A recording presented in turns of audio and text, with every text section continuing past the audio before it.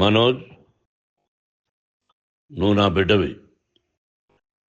లక్ష్మీ ప్రసన్న, విష్ణువర్ధన్ బాబు, మనోజ్ కుమార్. నిన్ను ఎలా పెంచానురా నేను? అందరికంటే నిన్నే గారాభంగా పెంచానురా. నీకే ఎక్కువ ఖర్చు పెట్టి చదివించాలని ప్రయత్నం చేశానురా. నువ్వు ఏది అడిగినా నేను నీకు ఇచ్చానురా. కానీ ఈ రోజున నువ్వు చేస్తున్న పని బిడ్డల గుండెల మీద తంతారంటారే, అలా తన్నేవరా. మనసు ఆవేదనతో కింగిపోతుందిరా. నేను మీ అమ్మ ఏడ్చుకుంటున్నావురా. జర్నలిజం ఉన్నది లేనిది, లేనిది ఉన్నట్టు రాస్తున్నారా. నువ్వు నన్ను కొట్టడం ఏంట్రా? నా బిడ్డ నన్ను తాకలా. ఇద్దరం ఘర్షణ పడ్డాం కొన్ని కారణాల వల్ల. ప్రతి ఫ్యామిలీలోనూ ఉంటాయిరా ఇవి. లేనివాడు ఎవరైనా ఉంటే ప్రపంచంలో ఒకరున్నారేమో, 1% ఉంటుందేమో. అటువంటి వాళ్ళ ఇంటికి వెళ్ళి కాళ్ళు గడిగి నిద్ర పూసుకోవచ్చు. భారత భాగవత రామాయణాలు చూసావు కదరా. ఏమిటిది? మీ అమ్మ ఎంత కుమిలిపోతుంది ఈ రోజున హాస్పిటల్ చేరింది. నీ వల్ల హాస్పిటల్ చేరుతాను. చూడు మనోజ్, నీకన్నీ ఇచ్చిన ఈ రోజున నువ్వు నా గుండెల మీద తనడమే కాకుండా అపకీర్తి తీసుకొచ్చావు. ఏదేదో రాశావు, ఏదేదో చెప్తున్నావు. కొంతమంది జర్నలిస్టులు ఉన్నది లేనిది, లేనిది ఉన్నట్టు రాసే వాళ్ళ తత్వం వాళ్ళకి ఎందుకంటే టీఆర్పీ పెరగాలి. ఇది వాళ్ళ నైజం. మనం మార్చలేము. వాళ్ళందరి మీద మన కోర్టుకు వెళ్ళలేము. వాక్ స్వాతంత్రం అంటారు, ప్రజాస్వామ్యం అంటారు. ప్రజాస్వామ్యంలో కూడా కొన్ని హద్దులు ఉన్నాయి.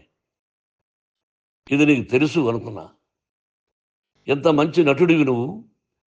నీ భార్య మాటలు విని తాగుడుకు అలవాటు పడిపోయావు. వింటున్నావా మనోజ్?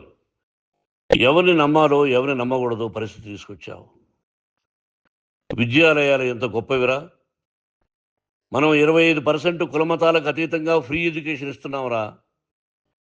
క్యాస్ట్ అనేది తీసేశాను రా 92లో ప్రాస్పెక్ట్స్లో. నువ్వు చదువుకున్నావురా.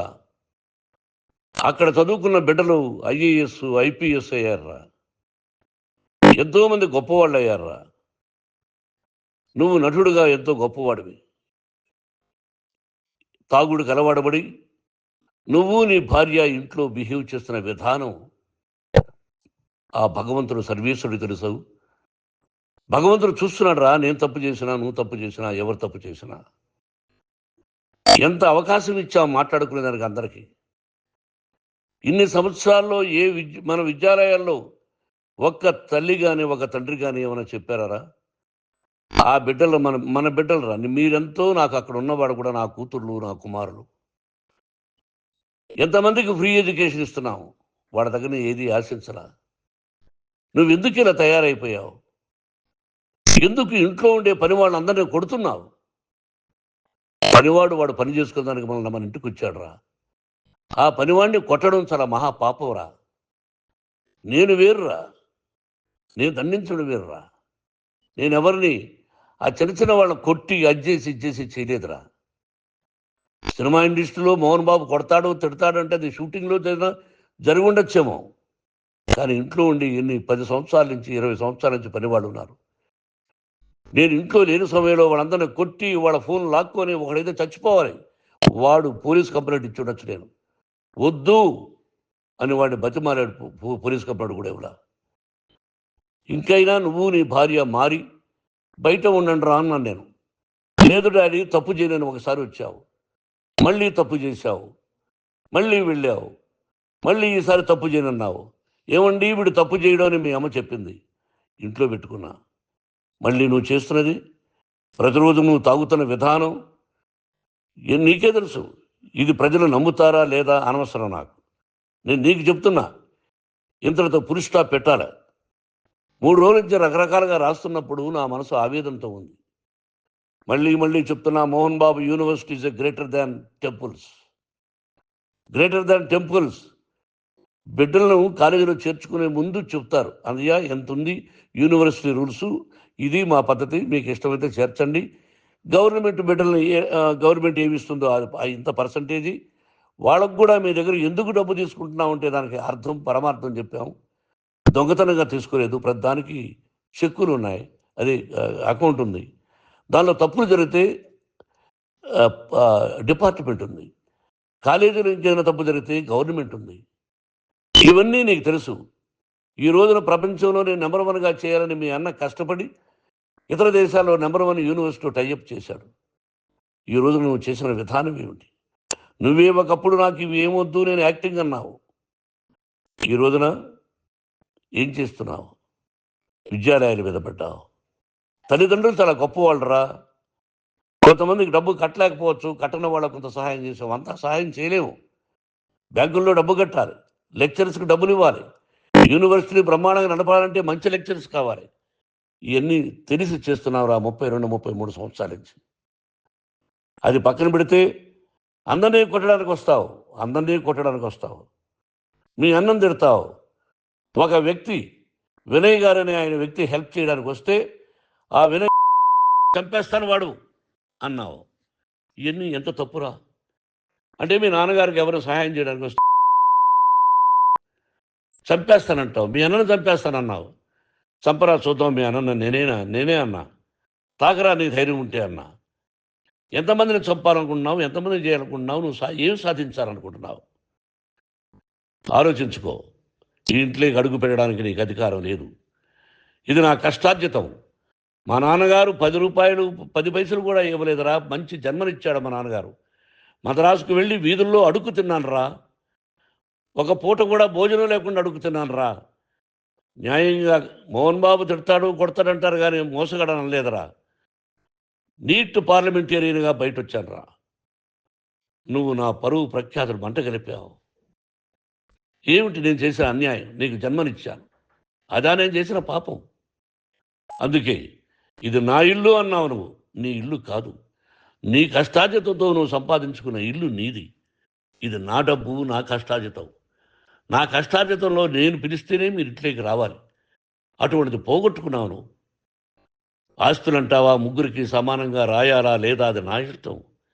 ఆస్తులు ఇస్తానా, లేకపోతే గంగపాలు చేస్తానా, లేకపోతే ఎవరికైనా దానధర్మాలు చేస్తానా, అది నాకు సంబంధించిందిరా. నా కష్టార్జితం రా. మీరు చేస్తున్న విధానం గుణగణాలు కావాలరా. మందు తాగచ్చురా. ఎంత తాగాలి? నేను కూడా 1 or 2 పెగ్స్ తీసుకుంటా. ఇది తప్పు కాదు, జనానికి తెలియాలి. నా డబ్బు ఇది. తాగి ఎవరిని కొట్లా, తాగి నేను తింటున్నా. అది ప్రజలకు అక్కర్లా. నేను తప్పు చేస్తేనే ప్రజలకు కావాలా.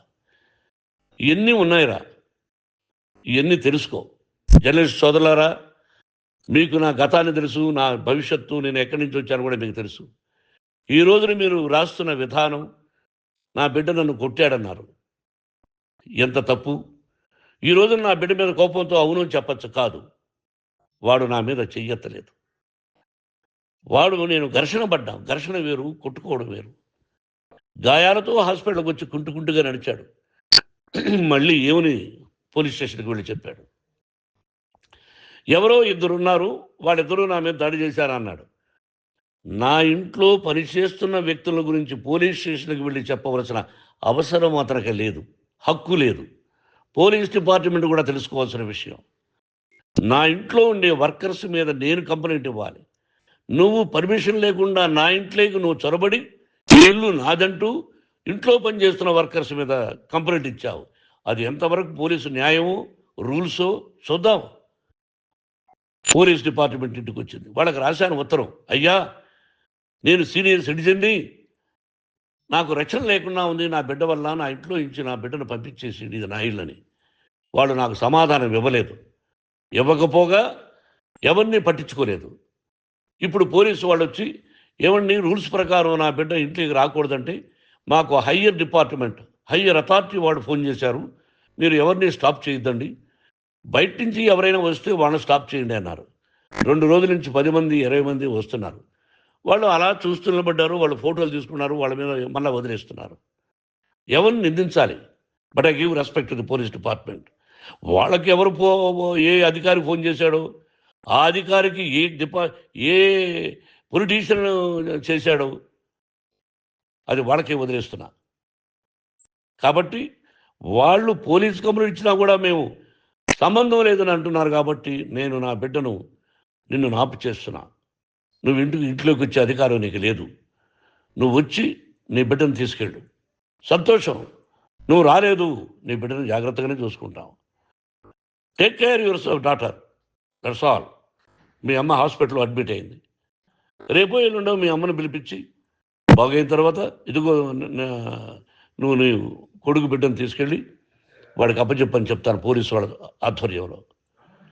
ఇది 100% జర్నలిస్టు సోదరులారా, పులి స్టాప్ పెట్టండి.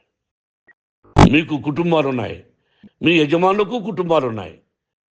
మీ కుటుంబాల విషయాలు, మీ యజమానుల కుటుంబాల విషయాలు మేము ఎవరు జోక్యం కలుగు చేసుకోవాలా. మేము నటీనటులం. మాది తప్పుంటే నటుడుగా నన్ను ఫెయిల్యూర్ అని రాయండి, నా నటన బాగలేకపోతే రాయండి. బట్ ఇంటి లోపల సందులో నుంచి చూస్తూ తప్పు చేస్తున్నామని ఉన్నది లేనిది ఉన్నట్టు రాయకండి. మీకు నా హృదయపూర్వక నమస్కారాలు. ఇన్ని రోజులు హృదయపూర్వకంగా ఎంకరేజ్మెంట్ చేశారు. ఆ ఎంకరేజ్మెంట్కు నమస్కారం చేసుకుంటూ I love you all. I love you police department. మీరు న్యాయంగా ధర్మంగా నడుచుకోండి, ఎవరికి తొత్తుల్లాగా ఉండొద్దండి అని మనవి చేసుకుంటూ నేను సెలవు తీసుకుంటాను. Thank you very much for all the journalist. ఇక్కడ పులి స్టాప్ పెట్టండి. Thank you very much.